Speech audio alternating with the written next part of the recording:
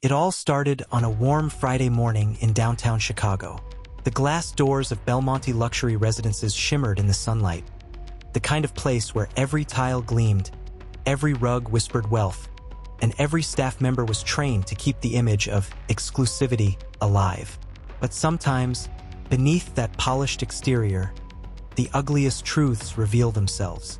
And today, that truth would come crashing down. Before I dive into this unbelievable story, let me say this. If this is your first time on our channel, make sure to hit the subscribe button and tap the notification bell, because we bring you real, jaw-dropping stories every week. Stories that don't just entertain you, but leave you with life lessons you'll never forget. Now, back to this one. Imagine walking into a place, dressed simply, nothing flashy. No designer bags, no expensive jewelry, just you in plain clothes. And the moment the security guard lays eyes on you, his expression hardens. He doesn't see you as a guest. He doesn't see you as someone who belongs. Instead, he sees you as less. That was what happened to Monique, a woman in her late 30s with warm brown skin, tired eyes that morning, and a simple floral dress. She looked like anyone. Maybe someone's assistant, maybe a nanny, maybe, as the security would soon label her, the maid. But what the staff didn't know was this. Monique wasn't there to scrub floors. She wasn't there to dust shelves. She wasn't there to take instructions. Monique was the new majority shareholder of the Belmonte Residence's parent company. She had signed the paperwork just days ago, and in a matter of hours, her identity would become the most devastating shock of their lives. But let's not get ahead of ourselves, because the way it all unfolded is what makes this story unforgettable. Monique walked through the entrance just after 9 a.m. Her steps were calm, but her mind was buzzing. She had deliberately chosen not to announce her arrival to the building management. She wanted to see the staff exactly as they were. How did they treat people when they thought no one was watching? The first person she met was Maurice, the head of security. Tall, broad-shouldered, with mirrored sunglasses that made him look untouchable.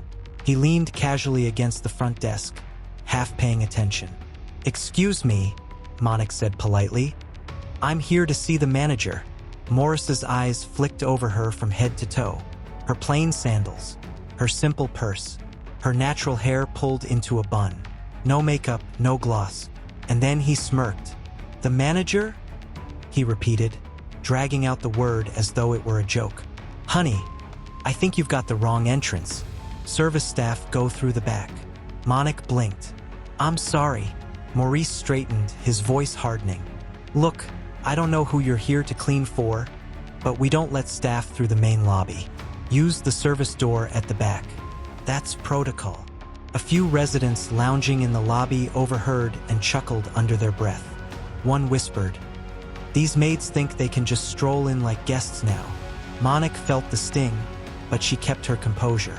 "I'm not a maid," she said quietly. Maurice laughed, not the kind of laugh that came from humor, but from disbelief, from arrogance.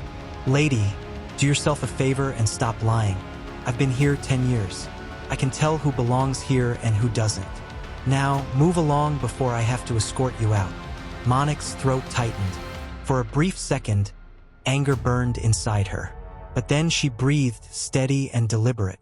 This was exactly why she hadn't announced her visit. Maurice waved a hand toward the doors. "Out, out, before I call backup." And just like that, Monique found herself standing outside the very building she owned. Monique stood outside for a moment, staring at the reflection of the grand Belmonte residences shimmering on the glass doors. She could see herself. Simple dress, simple bag, nothing that screamed wealth. And yet, behind that glass, residents were sipping coffee worth more than some people's weekly salary, giving her side eyes like she didn't belong. She straightened her back and walked in again. She wasn't about to leave, not yet. At the front desk now sat Cynthia, the receptionist. Cynthia was the kind of woman who carried herself with a sharpness that matched her tailored blazer. She had worked the desk for years, and she prided herself on knowing her residents and keeping order. When she saw Monique approach, her expression immediately shifted into the kind of polite condescension that dripped sugar but burned like acid. "Can I help you?" Cynthia asked, her eyes scanning Monique the same way Maurice had, like she was a smudge on a window that needed cleaning. "Yes," Monique said, calm but firm. "I'm here to meet with the building manager. It's important." Cynthia's lips curled in a tight smile. "And you are?" "Monique." Cynthia tilted her head, pretending to search some invisible list. "I don't see a Monique scheduled. Who are you cleaning for?" "If it's Mrs. Davenport in 14C, her maid already left for the day." Monique drew in a slow breath. "I'm not anyone's maid." "Oh," Cynthia said lightly, tapping her manicured nails against the counter. "A nanny then? Or private cook? I'll need you to use the service entrance. This lobby is for residents and guests only." Her voice was sweet, but the steel underneath was sharp.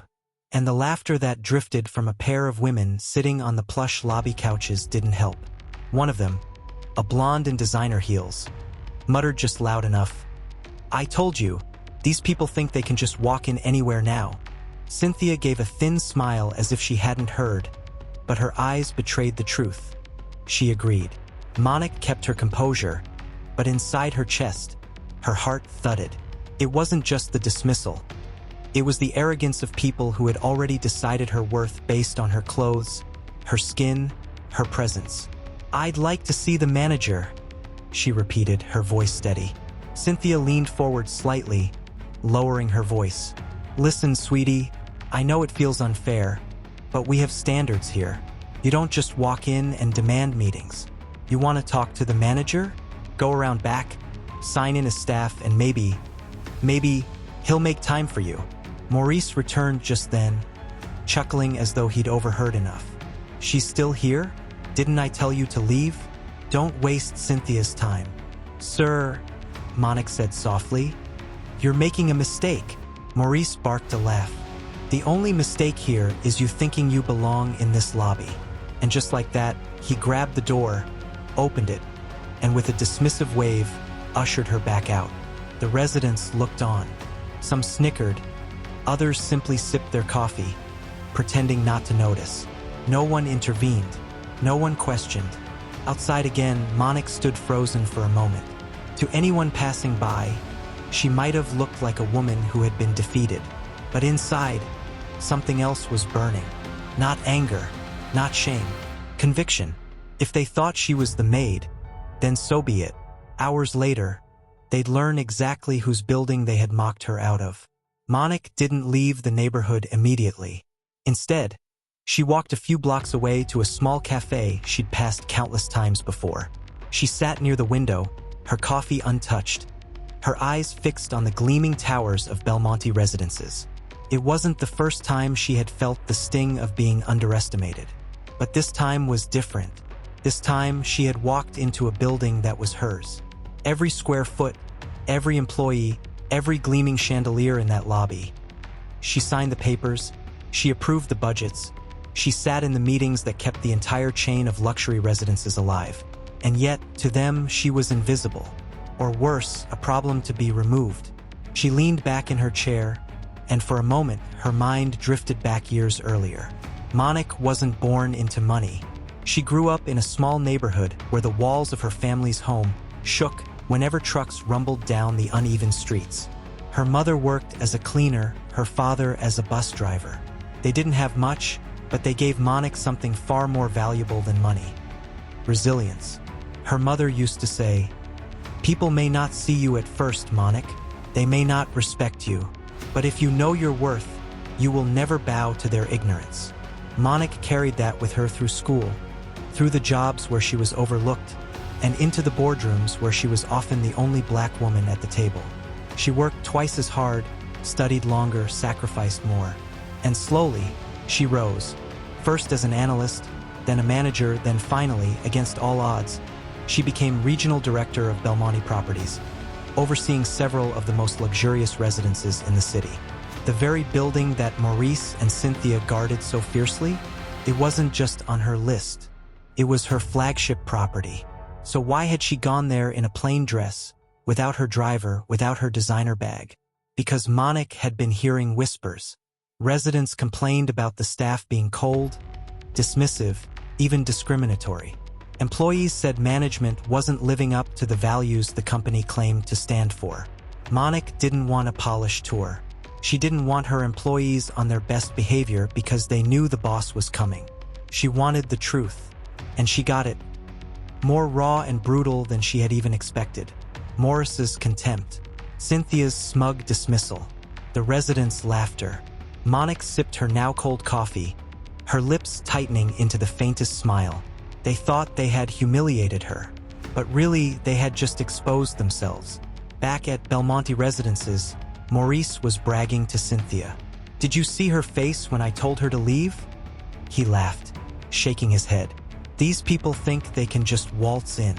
Not on my watch." Cynthia smirked. "I know." She kept insisting she had a meeting. With who? The mop bucket. They shared a laugh, completely unaware that the maid they had kicked out was the woman whose signature kept their paychecks coming. A resident, Mr. Whitaker, overheard them and chuckled as well. "Good job keeping the riffraff out," he said approvingly, patting Maurice on the shoulder. It was reinforcement of the worst kind. Not only did they believe they were right, but others applauded them for it.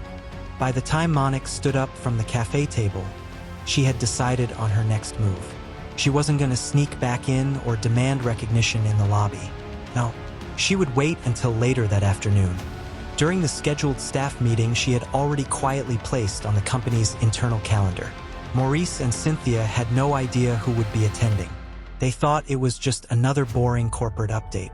But when Monica walked into that room, not as the maid, but as their boss, everything would change. And she wouldn't just correct them. She wouldn't just scold them.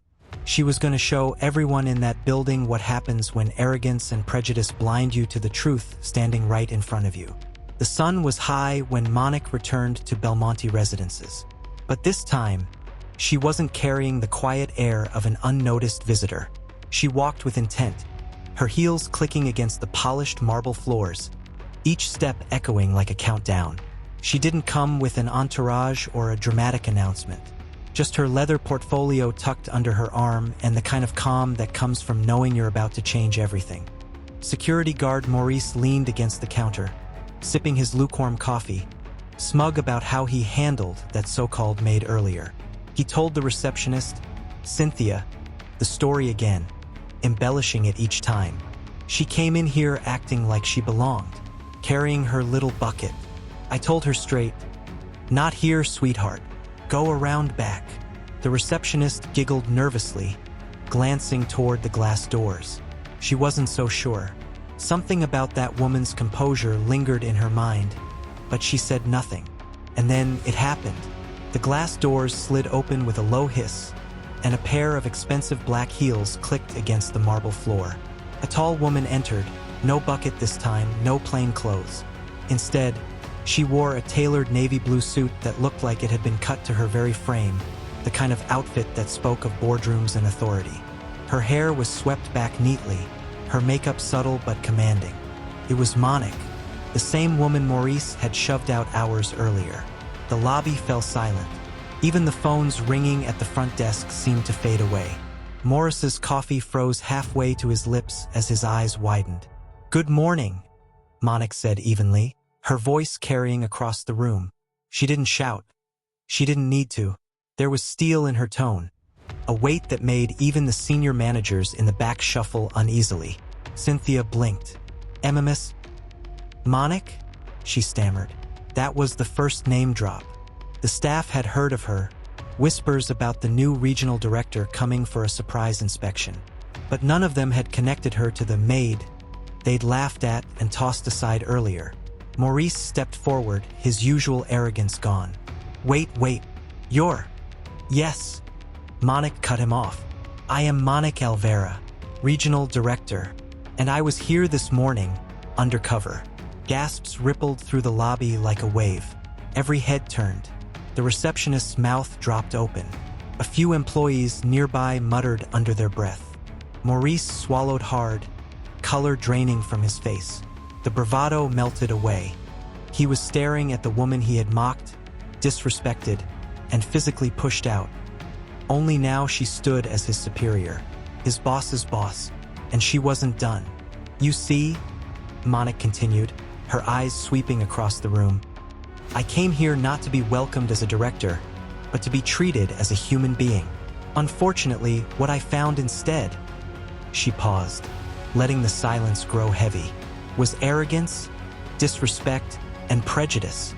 Every word cut sharper than the last. She let it sink in before continuing. Maurice, Cynthia, and the others who stood by and watched, what you didn't realize is that you weren't just turning away a maid. You were exposing who you are when you think no one is watching. Cynthia's eyes filled with tears. Maurice opened his mouth to protest, but the words died in his throat. There was no saving face. Monica lifted her hand slightly.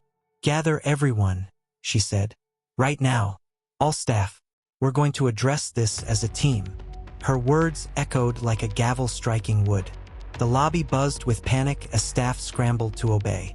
Phones were left unanswered, papers half-signed, as whispers of the director was here this morning disguised as a maid spread like wildfire. And Maurice?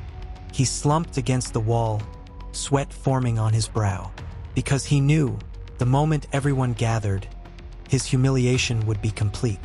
The boardroom on the top floor had never felt so suffocating. Every chair was filled, from receptionists to floor supervisors, even senior managers who usually walked around with an air of untouchable authority.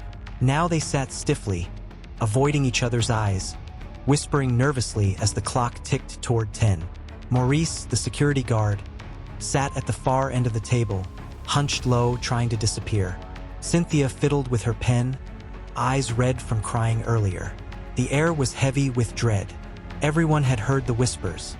The woman security had thrown out as a maid was, in fact, their new regional director. And now she was here to address them all. The door swung open, and silence crashed over the room.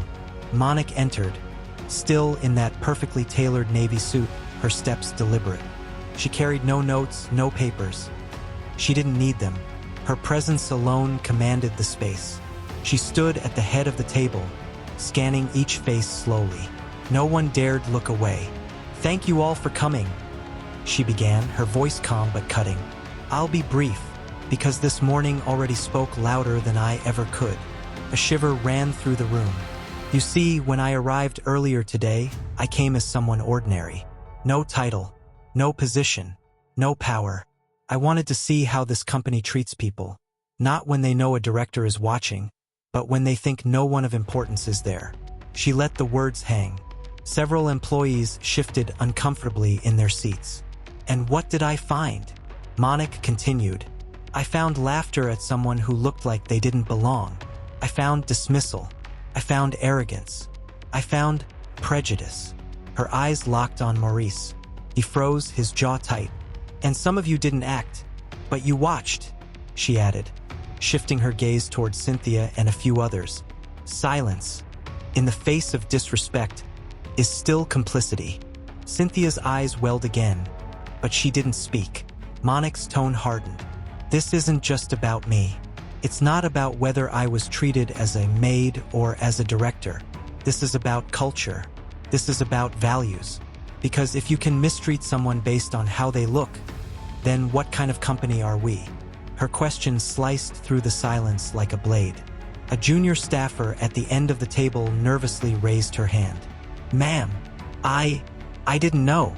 Monica held up a hand gently. I'm not here for excuses. I'm here for accountability. She straightened, her eyes fierce. And accountability means consequences. The room stiffened. She turned toward Maurice. Maurice, this morning you mocked me. You shoved me out of the building. You assumed because of the color of my skin and the clothes I wore, I had no right to be here. Maurice's mouth opened. I didn't mean. You did. Monica cut him off. And your actions revealed your character. He dropped his eyes to the table. Effective immediately, Monica said firmly. Your employment here is terminated. A collective gasp rippled across the room. Maurice went pale, sweat dripping down his temple. Monica didn't flinch. She turned to Cynthia. And you laughed. You stayed silent when respect was stripped from someone in front of you. That silence tells me everything about how you treat a client, a colleague, or anyone who doesn't fit your idea of worthy. Cynthia began sobbing quietly. Please, I didn't mean. Monique's voice softened slightly, but her words stayed firm. You'll also be let go. Not because of one mistake, but because silence in the face of wrongdoing is just as dangerous. The room was ice cold now. Every employee sat rigid, terrified to breathe. Then Monique's tone shifted, deliberate. For the rest of you, consider this a warning. The culture here will change. I will not tolerate arrogance, prejudice, or cruelty. Not in my company. From today forward, you will be judged not by how you treat people with power, but how you treat everyone. The janitor, the cleaner, the intern, the stranger who walks in. Her voice grew sharper, fueled with quiet rage. If you cannot live up to that standard, leave now. Because I promise you this, I will find out. Silence. Only the faint hum of the air conditioning filled the void. Then Monique leaned forward slightly, her eyes blazing with authority. This morning, you thought you saw a maid. What you really saw was your mirror. Gasps, murmurs. Employees shifted uncomfortably, some nodding slowly, realizing the truth. Monique straightened, lifting her chin. Meeting adjourned. She turned and walked out, her heels clicking sharply against the polished floor. No one dared move until the sound faded down the hall. In her absence, the weight of her words settled like a storm cloud over the room. Maurice buried his face in his hands. Cynthia sobbed quietly. The others sat frozen, knowing things would never, ever be the same. After the meeting, the office felt like a different world. Desks that had once buzzed with chatter now sat in silence. The sound of typing and shuffling papers was mechanical, subdued. Every employee replayed Monique's words in their heads, realizing just how much they had revealed about themselves in a single morning. Maurice left the building that same afternoon, escorted by HR, his once proud shoulders hunched in defeat. Word spread quickly. For years, he had walked with authority as the man at the door, the gatekeeper. Now, he was a cautionary tale whispered about in the hallways. Cynthia cleared out her desk in tears, her colleagues avoiding her gaze. Some pitied her. Others felt relief because deep down, they knew she wasn't the only one who had laughed that morning. She was just the one who got caught. But Monique didn't linger on the firings. She set her focus on transformation. Within weeks, new training programs rolled out. Not the kind of generic workplace modules employees clicked through while half distracted, but real, gut-punching workshops. Sessions on empathy, on bias, on respect. Team discussions where employees had to confront uncomfortable truths about their behavior, about the way they treated people they believed were beneath them. Monique wasn't just punishing. She was reshaping the culture. And slowly, things began to shift. The receptionist who once ignored unimportant visitors started greeting everyone with warmth. A manager who never noticed the cleaning staff began learning their names.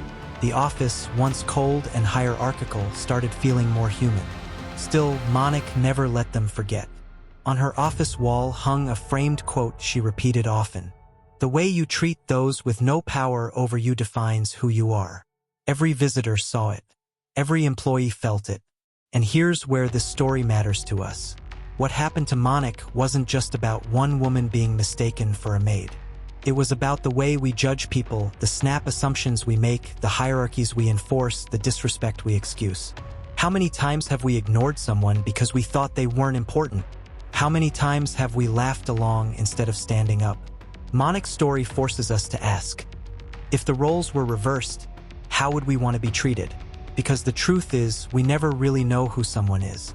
That person you dismiss could be the decision maker. That person you mock could be your future boss. And even if they're not, they're still a human being deserving of respect. So the lesson here is simple, but powerful. Treat everyone with dignity, no matter who they are, what they wear, or where they stand.